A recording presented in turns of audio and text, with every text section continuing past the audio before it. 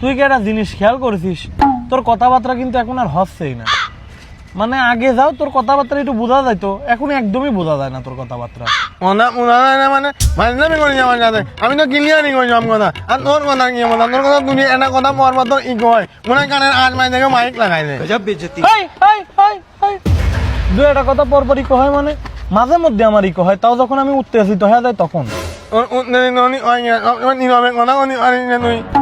নীরবে কথা কেমন কব, তুই বুঝতেছিস না আমি কোন ফ্যামিলি থেকে বিলং করি?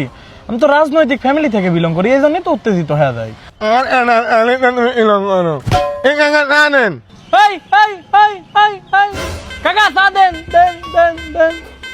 ভাই আপনারা কি কেউ আমার 10-20 টাকা সাহায্য করতে পারবেন? কি করছে? আরে ভাই ভাই ভাই ভাই হবি না নে, সামনে দেখেন। ঠিক আছে। আচ্ছা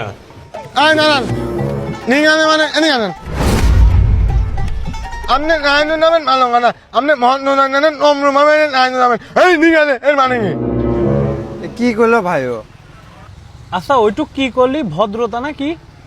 না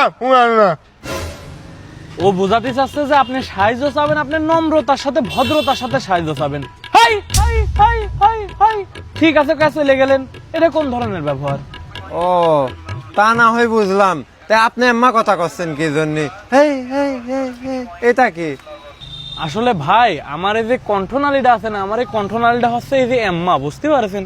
এই যে এই মাথার সাথে আওয়াজ বাড়ি খেয়া বাড়ায়, এই জন্য একটু ইকো হয়। আর আমার সবাই ইকো ভাইকে ডাকে, বুঝতে পারছেন?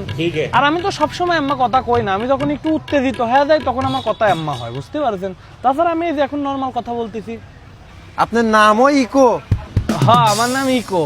আর ওই আমি মাঝে মধ্যে একটু উত্তেজিত হয়ে যাই, কারণ রাজনৈতিক ফ্যামিলি থেকে বিলং করি তো, এই জন্য আর কি।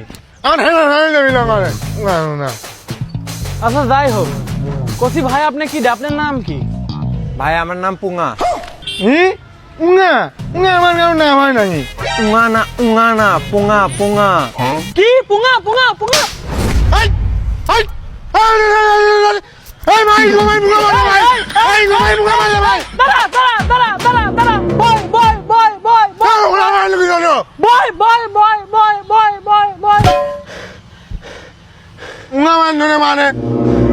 দাঁড়া আমি বিচার করতেছি, আমার উত্তেজিত করিস নে।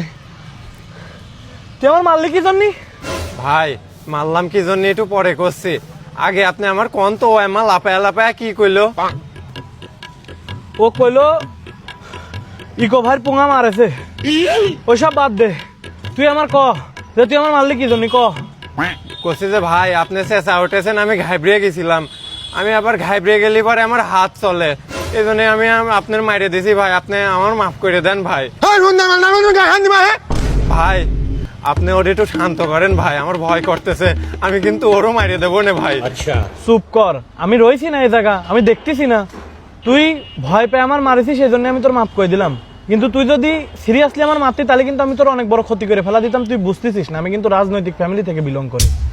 আরে তুই কি শুরু করেছিস? হ্যাঁ সমাজের ভিতর আমার একটা মান সম্মান আছে না? তুই কে বারবার ভুলে যাচ্ছিস আমি রাজনৈতিক ফ্যামিলি থেকে বিলং করি, আমার একটা মান সম্মান আছে।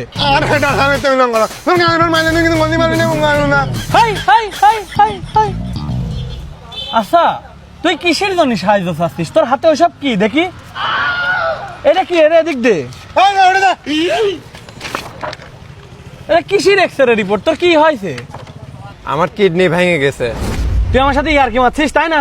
তোর কিন্তু এখন ছলপালটাকে কেড়ে দেবো না, সত্যি কথা কত। এটা কিসের রিপোর্ট? এই যে আমি এখন ভয় পেয়ে গেলাম, এখন আমার হাত উঠে যাবি না আবার। এইবার গায়ে হাত দিলে তোমার মুখ মনে নাই। এখনো সময় আছে, সত্যি কথা কত। এটা কিসের রিপোর্ট? কও। এই যে এইবার আমি আরো বেশি ভয় পেয়ে গেছি, তাহলে আমি এখন সত্যি কথাটা কয়ে দেবো। আমার একটা সংগঠন আছে, ওই সংগঠনের নাম হচ্ছে নেব কিন্তু দেব না। আমি ওই জায়গায় চাকরি করি, ওই জায়গার কাজ হচ্ছে সবার, আমার 10-15 জন আছে, সবার কাছে এরকম করে প্রেসক্রিপশন আর এরকম রিপোর্ট ধরাইয়া দেয়, মানুষের কাছ থেকে টাকা তোলা। ওটার জন্য মাসে মাসে আমার বেতন দেয়। এই আমার ধর ওর মুলি দিনে বন্ধ।